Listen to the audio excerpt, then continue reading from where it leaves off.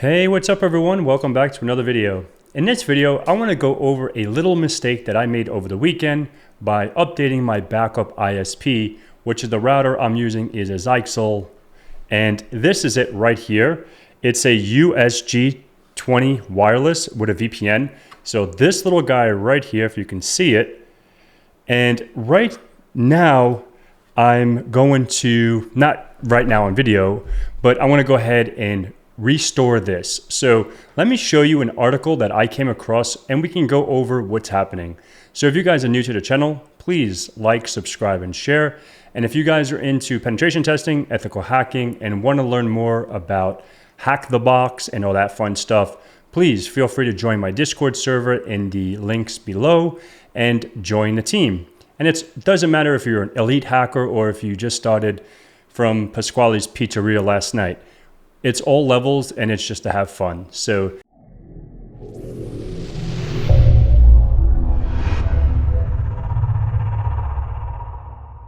alrighty folks, so let's make this a little larger. So from Bleeping Computers, I came across this on Saturday. I didn't make any videos over the weekend because I was doing HackTheBox and I was killing myself on this machine that we were working through on the weekend with my team. So if you want to have some fun, come join. So this was January 24th and today is January 27th. So it is a few days old that I'm getting to this, but you know, this is on my backup internet, so I'm not too worried. And the reason why I came across this is because I did an update on my backup ISP. I'm like, okay, I'm all good in the hood. I can update this, let it reboot, do its thing, and I couldn't get back on that, backup network.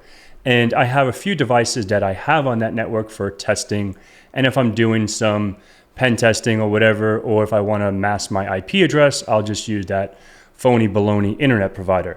So it's not phony baloney, but it is my backup internet. Like, I'm not going to go ahead and share anything on my private or my personal or my main where I do all my work and all that stuff. I actually have 3 ISPs at the moment, but that's besides the point.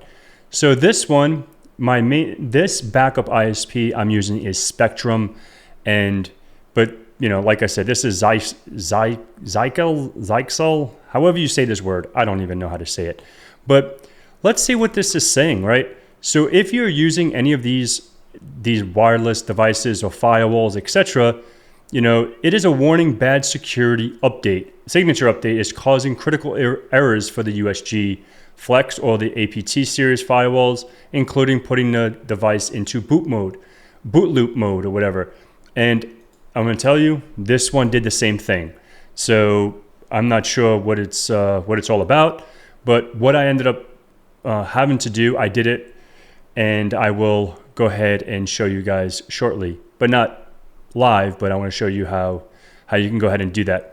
So obviously the system LED may also flash. Do not, please, like it says, please note this is not related to any CVE or security issues. So it's not like, oh, they got hacked or anything like that, or they got exploited and there's a CVE that's causing this. It is just a flaw in their update or in their patching. So if we come back, if we come down a little bit more on this Bleeping Computer blog, it says the issue is caused by failure in the application signature update for its cybersecurity feature that was pushed on 124 through 125 at night. I noticed it, I believe on Saturday. So whatever day was Saturday, and mine was giving me issues.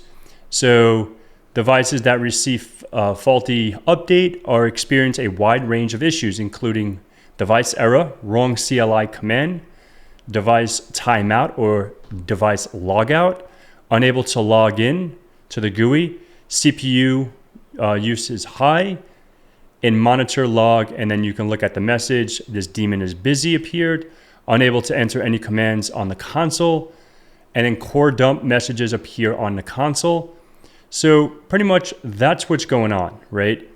And like I said, this is, I plugged it in. I have a console cable that you can, I don't know if you can see that here, but you can console into it right, I don't know, over here somewhere, there. You can console into it with a console cable, and I do have a console cable to USB, but that's from my networking days.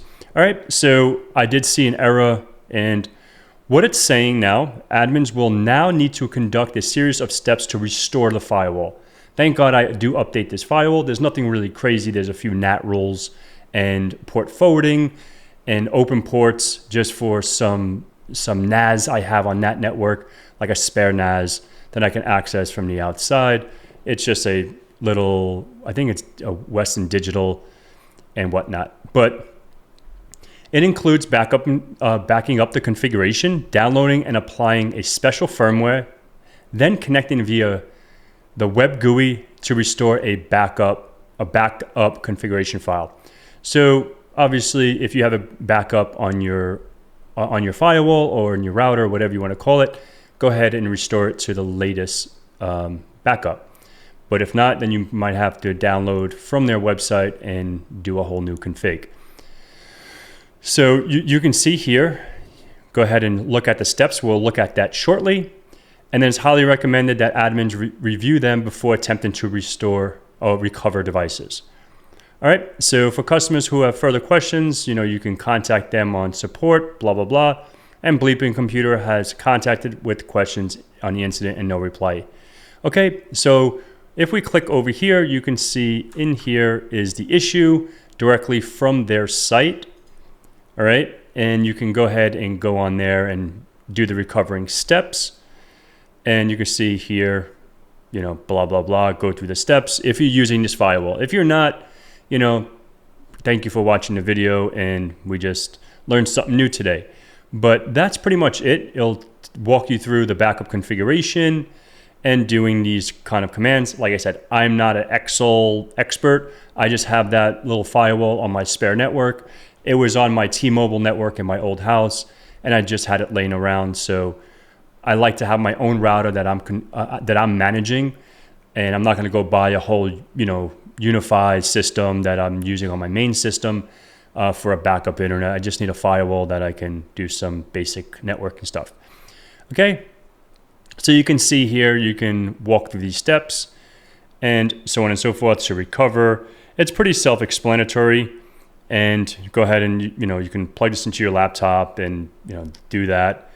What I would recommend, if you have a wireless network, if this is not your backup, or maybe connect to a tether on your phone or whatever, just so you can have internet access, so you can download the files, and then plug this in, and then go to the default gateway 192.168.1.1, and you can go ahead and do that. Okay, so these are pretty much 10, 11 steps. So there's 11 steps, and then you pretty much do your thing and restore it. And now it's pretty much it. So that's all I got for you today on this crazy thing that happened over the weekend to me. I just wanted to share a little story of what's going on in my world, and that's about it. So I will see you on the next one. Again, if you're looking to learn about hacking and penetration testing, please join our team over on my Discord, and then just hit me up. And like I said, you don't have to be no expert. You can be, like I said, you can be working at Pasquale's Pizzeria today and learn how to hack on Saturday. And everyone's there to help. Obviously, as the machines get harder, it's probably you're going to be lost if you're a noob, complete noob.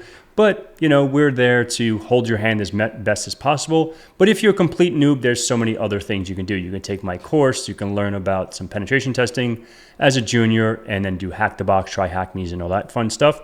But I just want to extend that invite to everyone in the world, because I love everyone and I want everyone to learn and progress. So thank you so much, and I'll see you guys in the next one.